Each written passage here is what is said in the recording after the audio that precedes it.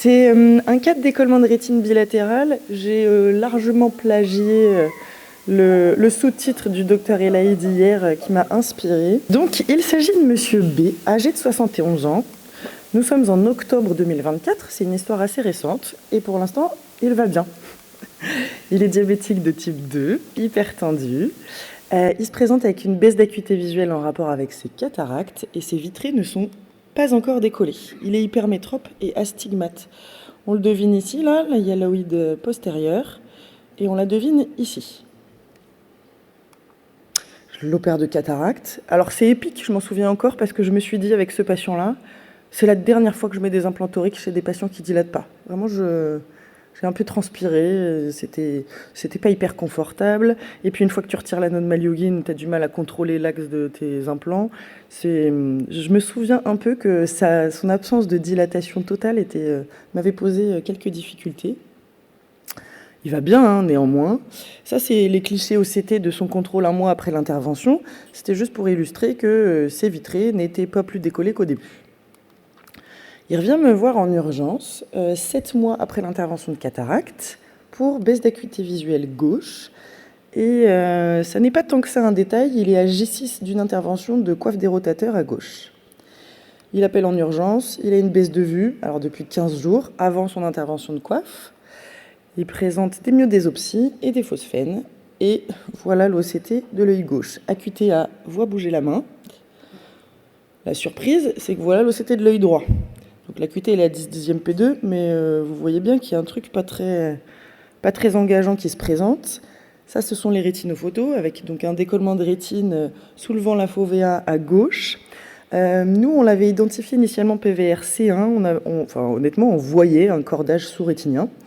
Et à droite, une petite déchirure en fer à cheval sur 13h30 avec un décollement de rétine nasal, épargnant pour l'instant la macula. On décide que l'œil le plus urgent à opérer, c'est le droit, celui qui a la fovea préservée, sachant que la baisse de vue date d'une bonne quinzaine de jours à gauche. Donc vitrectomie droite. Ça, c'est le résultat à J5 sous gaz. L'OCT est flou, mais le patient, la rétine est bien. À gauche, compte les doigts au lieu de voir la main bouger. Ça, je vous rappelle, donc c'est l'OCT d'il y a 5 jours. Hein.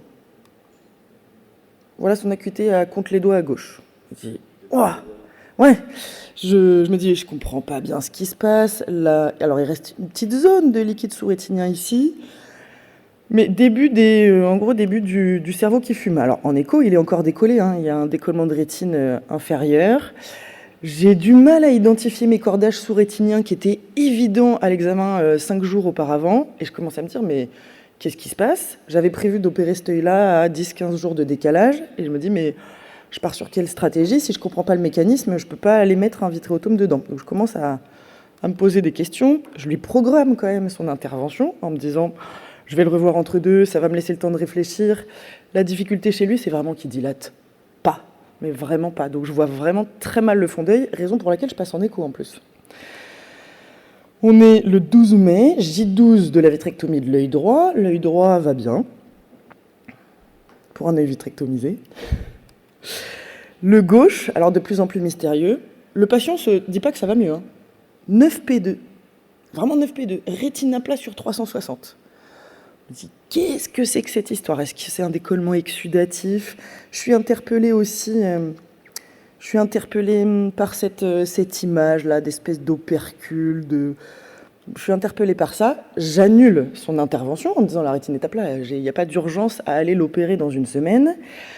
Je fais du laser argon parce que j'ai l'impression de deviner un remaniement pigmentaire sur 2 heures qui, avec mon imagination, est un trou, mais en fait, je vois pas bien. Hein. Je vois pas bien. Je fais du laser dans cette zone-là en me disant, au pire, c'est un laser inutile, au mieux, c'est un trou, et comme la rétine est à plat, ça va m'aider à ce que ça redécolle pas.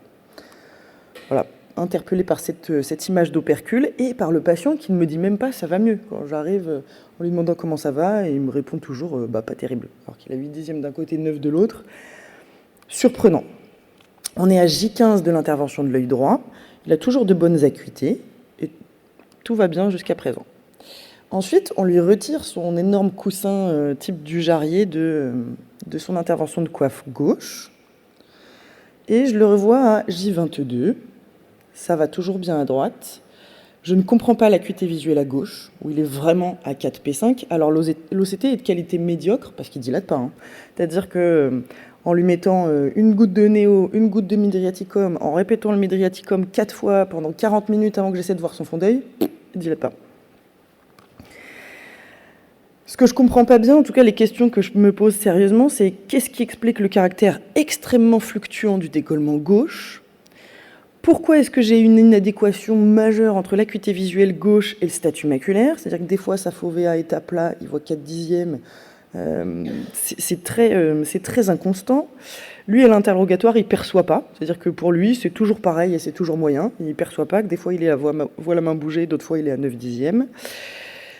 J'ai pas envie d'aller l'opérer parce que je comprends pas le mécanisme et que je me dis, si ça peut massivement se réappliquer comme ça, il n'y a pas d'urgence à aller l'opérer. Et je n'arrive plus à identifier mes cordages en inférieur que j'ai vus au début.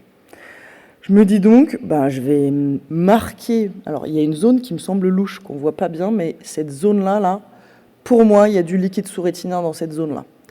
Donc, je me suis dit, je vais marquer la zone que je trouve suspecte. Je suis allée faire du laser tout autour, en me disant, un peu comme les érysipèles, quoi. Au moins, je vais regarder ce qui se passe. Est-ce que cette zone-là, elle se réapplique ? Je ne sais pas si c'était la bonne stratégie, mais c'est ce que j'ai fait. Là, on est le 5 juin, on est 36 jours après l'intervention de l'œil droit. Situation de l'œil droit inchangée, il va bien. Situation de l'œil gauche, il va moins bien. Il s'en plaint pas, pour lui c'est toujours pareil. Qu'est-ce que vous auriez fait ? Je prétends pas avoir la solution. Mais... Là, moi, je craque. Honnêtement, ça fait 45 jours qu'il y a un décollement, parfois subtotal, parfois la rétine elle est à plat.